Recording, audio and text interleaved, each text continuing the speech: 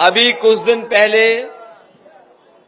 BJP के जो प्रत्याशी हैं उनसे किसी पत्रकार ने पूछा कि मैनपुरी लोकसभा से कौन जीत रहा है, कौन जीतने जा रहा है। जो बीजेपी के प्रत्याशी थे वो खुद ही कहने लगे कि यहां कौन जीतेगा, यहां तो सपा ही जीतेगी और कौन जीतेगा। तो सोचो, अगर भारतीय जनता पार्टी के नेता ये स्वीकार कर रहे हों कि यहां से उनकी जीत हासिल नहीं होनी है, तो हम सभी समाजवादियों की जिम्मेदारी बनती है कि यहां पर हम लोग पहले से ज्यादा वोट देकर के एक संदेश भेजने का काम करें। ये लोकसभा मैनपुरी और जसवंत नगर, इसकी पहचान पूरे देश में है। आप लोगों ने नेताजी को बहुत शुरुआती दौर से देखा है। जिस समय पहला चुनाव या बाद में जितने भी चुनाव लड़े होंगे, नेताजी आपके बीच में आते रहे होंगे, आप लोगों से सहयोग और समर्थन समय समय पर मांगा होगा और आप लोगों ने हमेशा उनकी मदद की और जिताया। और उसके बाद चाचा यहां से लगातार हैं, पिछले वर्षों से यहां पर हैं और हर बार आपने मदद की है। जब पिछली बार बाई इलेक्शन था, उस समय ये चर्चा थी क्या होगा, कितने रिजल्ट और कितने से जीत होगी। उस समय भी यहां जसवंत नगर की जनता ने आश्वासन दिलाया था कि सभी विधानसभाओं में अगर सबसे बड़ी जीत होगी तो यही विधानसभा, यही लोग हैं जो सबसे ज्यादा वोट डाल करके जिताने का काम करेंगे। और जब रिजल्ट आया तो कोई सोच नहीं सकता था।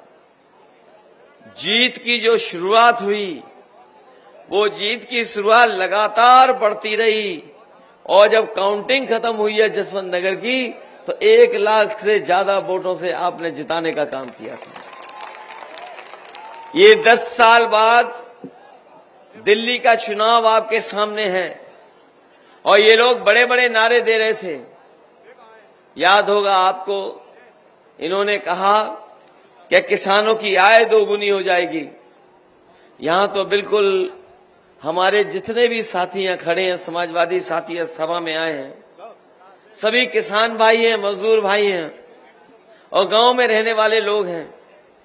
जिस भारतीय जनता पार्टी ने कहा कि हम किसानों की आय 2 गुनी कर देंगे, 10 साल हो गए इनको सरकार में, जो दिल्ली में चलाई और उत्तर प्रदेश में 7 साल, लगभग 17 साल में हमारे किसान भाइयों बताओ, आपकी किसी भी फसल की अगर इन्होंने आय 2 गुनी कर दी हो तो हमें एक भी बता दे किसान। और अभी जब गेहूं की फसल तैयार है, लोग मंडी ले जाना चाहते हैं लेकिन कोई मंडी में कीमत नहीं दे पा रही सरकार, हमारे किसान सीधे सीधे बाजार से भाव ले रहे हैं। बाजार में जाकर के कुछ लाभ मिल रहा है। हमारा ये मानना है अगर सरकार चाहती तो जो मुनाफा, थोड़ा बहुत जो लाभ आपको मिल रहा है बाजार से, इससे ज्यादा लाभ सरकार दिला सकती थी, लेकिन सरकार किसानों को लाभ नहीं देना चाहती है। बड़े बड़े उद्योगपति, बड़े बड़े कारोबारी, बड़े बड़े व्यापारियों को लाभ पहुंचा रही है। और ये बात मैं इसलिए कह रहा हूं, आज से शायद 5 साल पहले, 10 साल पहले बाजार में इतनी चीजें किसानों के उपज की बनी हुई नहीं मिलती थी। आज आप बाजार में चले जाएं, जब से शहरों की आबादी बढ़ी है, कोई कल्पना नहीं कर सकता था कि पैकेट का आटा भी इतने बड़े पैमाने पर बिकेगा। जो लोग कस्बे और शहर में रहते होंगे, जिनको जानकारी होगी, वो जानते होंगे आज बड़े पैमाने पर बड़ी बड़ी कंपनियां, बड़े बड़े उद्योगपति, बड़े बड़े कारोबारी वो आ गए हैं और वो आपका गेहूं लेकर के पैकेट में आटा बना करके न जाने कितना मुनाफा कमा रहे हैं, जिसकी आप कल्पना नहीं कर सकते। अगर आप बाजार में देखोगे तो आपका गेहूं तो थोड़ा बहुत दे दिया लाभ, सस्ते में ले लिया, लेकिन उसी गेहूं से जब और चीजें बनाई तो मुनाफा बहुत ज्यादा ले रहे हैं। जो बड़ी बड़ी कंपनियां हैं, जो बड़े बड़े काम करती थी, वो भी आजकल आटे का काम कर रही हैं। एक उद्योगपति को हम और आप लोग कभी कभी बीजेपी का ही बोलते हैं, उसे पता लग गया कि आटा और रिफाइंड तेल में सबसे ज्यादा मुनाफा है। तो आप पता कर लेना, आज बाजार में सबसे ज्यादा उसी का आटा बिक रहा है, रिफाइंड तेल भी सबसे ज्यादा उसी का बिक रहा है। और हम और आप लोग सोच नहीं सकते हैं कि लाखों करोड़ का मुनाफा आपकी पैदावार से बड़े बड़े उद्योगपति कमाना चाहते हैं और कमा भी रहे हैं। उसी समय समाजवादी पार्टी ये मानती और सोचती है, अगर मंडियां हो, मंडियों में रेट मिल जाए तो किसानों को बाजार पर नहीं बल्कि मंडी पे अगर हम बाजार का भाव दे दें तो शायद किसान को दूर नहीं जाना पड़ेगा और मुनाफा और लाभ वहीं पर मिल जाएगा। लेकिन ये सरकार जानबूझ करके मंडियां खत्म कर रही और मंडियों से सब कुछ बर्बाद कर दिया सरकार ने। जहां हमारा किसान दुखी हो गया, वहीं नौजवान के सामने संकट है। ये बात मैं नहीं कहता हूं कि नौकरी किसी एक समाज को ये सरकार देना चाहती थी, लेकिन ये नौजवान जो पढ़े लिखे हैं, जो डिग्री हासिल कर करके, जिन्होंने नौकरी के लिए परीक्षा लिखने की बात की, आप जानते होंगे नौजवान कि जितनी भी परीक्षा हुई है सरकार में, सबके पेपर लीक हो गए। कोई परीक्षा ऐसी नहीं हुई जिसका पेपर लीक न हुआ हो। और अभी तक 10 से ज्यादा ऐसी परीक्षाएं हैं जिनके पेपर लीक हो गए। और अभी हाल में जो पुलिस की भर्ती का परीक्षा थी, सरकार ने यह दावा किया कि इस बार पुलिस की भर्ती के परीक्षा 2 दिन होगी और 2 दिन ऐसे इंतजाम होंगे कि पेपर लीक नहीं हो पाएगा। हम सब नौजवानों को हजारों नौकरी दे देंगे। 60,000 के लगभग नौकरियां थी, लेकिन सरकार ने परीक्षा तो लिखा दी, लेकिन जो सरकार को इंतजाम करना चाहिए था वो इंतजाम नहीं किया और उस परीक्षा का भी पेपर लीक हो गया और नौजवान निराश होकर के घर बैठ गया। अभी तक हिसाब किताब आप लगा लें नौजवान, जो परीक्षा के पेपर लीक हुए हैं वो 60 लाख नौजवान हैं। 60 लाख। अगर 60 लाख का इस सरकार ने भविष्य अंधकार में डाला है और केवल हम उनके परिवार के 2 सदस्यों को मान लें, मां बाप को जो इस सरकार के खिलाफ हैं, अगर 3 का जो एक परिवार में सरकार के खिलाफ नाराजगी है, उसको अगर हम गुणा कर दें 60 लाख से, तो 60 लाख गुणा 3, 1 करोड़ 80 लाख। और यही 1 करोड़ 80 लाख जो वोट हैं, इनका अगर हम भाग दे दें 80 लोकसभा से, तो समझ लो हर लोकसभा में 2,25,000 वोट भारतीय जनता पार्टी का कम हो गया। 60 लाख नौजवान, आपकी नौकरी नहीं छीनी इन्होंने आपका 1/3 जीवन बर्बाद कर दिया। 1/3 जीवन। नौकरी नहीं तो जीवन की शुरुआत भी नहीं हो सकती। तो किसान के साथ साथ नौजवानों को भी इस सरकार ने धोखा दिया। और 10 साल में अगर इनका देखें तो हर बात इनकी झूठी निकली और झूठे वादे निकले। लोकतंत्र में इतना झूठ किसी ने नहीं बोला होगा जितना भारतीय जनता पार्टी ने बोला है। और आप में से जिन जिन गांवों से हम लोग आए हैं, आप जानकारी कर लें, बहुत सारे ऐसे परिवार के नौजवान होते थे जो फौज की तैयारी करते थे, महीनों सालों तैयारी करते थे और इस उम्मीद में कि उनकी फौज में भर्ती हो जाएगी। बहुत से ऐसे परिवार, अगर एक परिवार का सदस्य फौज में चला गया तो उस परिवार की आर्थिक और सामाजिक स्थिति सुधर गई, सम्मान मिलने लगा और आने वाली उसकी पीढ़ी पढ़ लिख गई और आगे बढ़ गई। लेकिन सरकार ने जब जांच कराई, जानकारी की कि सबसे ज्यादा लाभ फौज में भर्ती से गांव का हो रहा है, किसान का हो रहा है, गरीब का हो रहा है, इन्होंने वो परमानेंट नौकरी, वो पक्की नौकरी फौज की रोक करके और उन्होंने अग्निवीर जैसी आधी अधूरी नौकरी शुरुआत की है। इस नौकरी में न कोई लाभ है, न कोई पेंशन है, अगर शहीद भी हो गए तो कोई सम्मान नहीं मिलने जा रहा। इसलिए हम नौजवानों से कहना चाहते हैं, जो हमारे देश की सीमाओं की रक्षा के साथ समझौता कर सकते हैं, हम समाजवादी लोग कभी स्वीकार नहीं करेंगे। आने वाले समय में सरकार बनेगी इंडिया गठबंधन की, तो पहले जैसी भर्ती करा करके अपने नौजवानों को पक्की वर्दी पहनाने का काम करेंगे।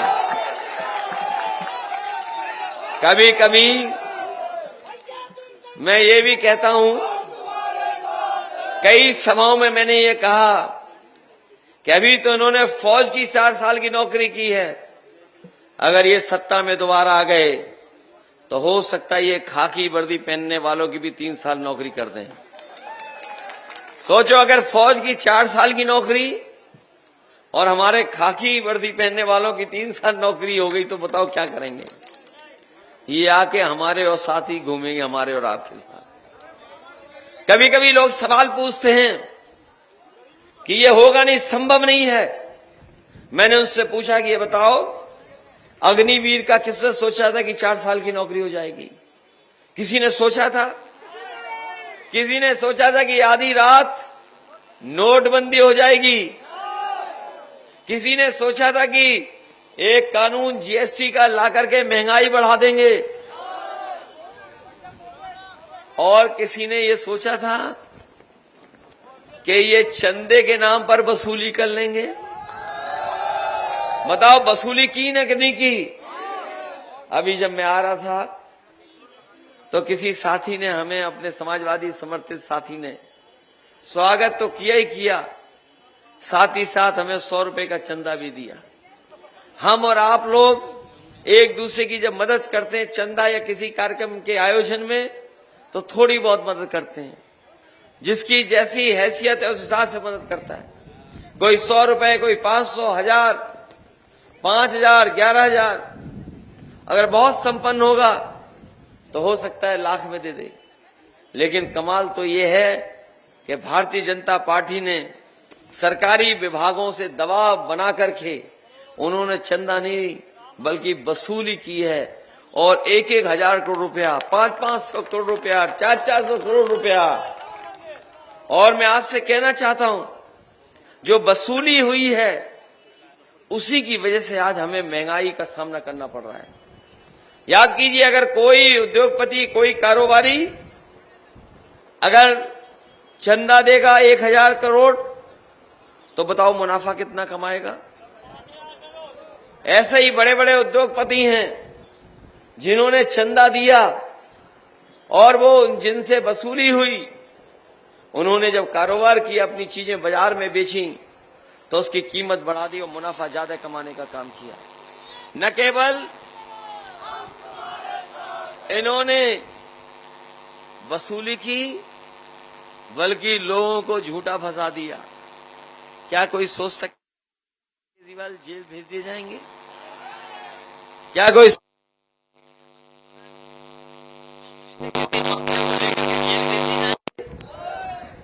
ये तो उसी तरह से हुआ जैसे थाने में हम और आप लोग कभी कभी झगड़े में सेटिंग करके एक दूसरे के खिलाफ कोई दूसरी तहरीर देके या पैसा देकर के जेल भिजवा देते हैं।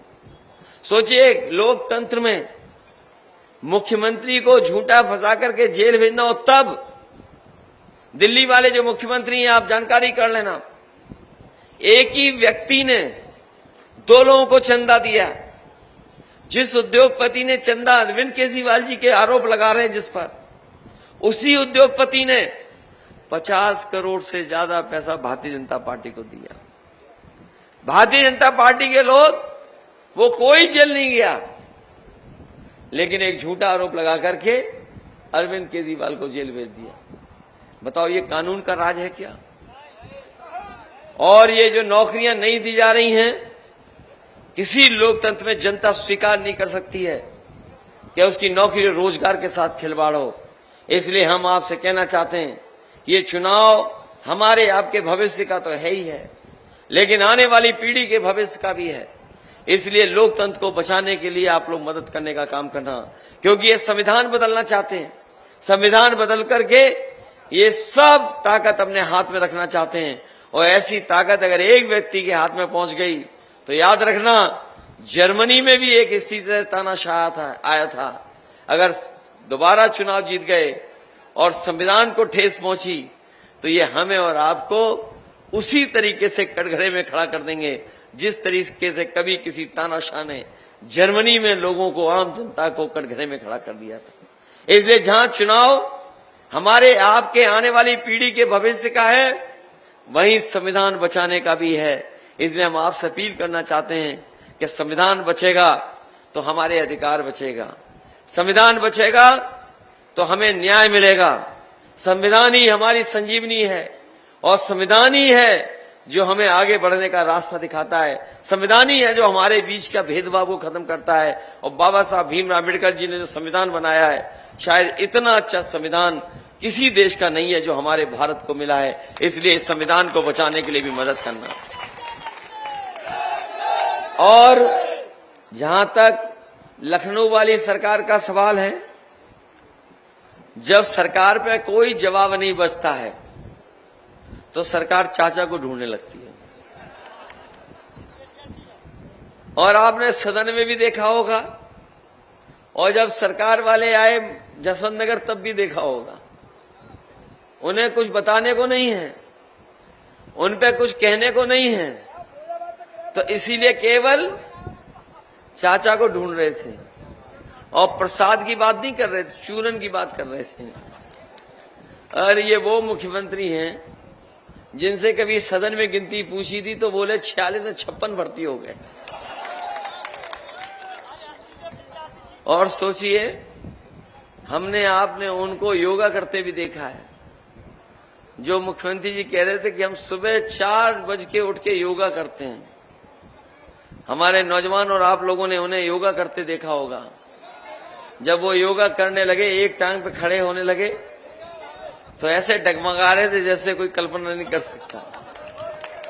इसलिए ये वोट दीजिए, मदद कीजिए। ये जितना भी विकास दिखाई दे रहा है, ये समाजवादियों की देन है, नेताजी और समाजवादियों का देन है, आपके विधायक जी का देन है।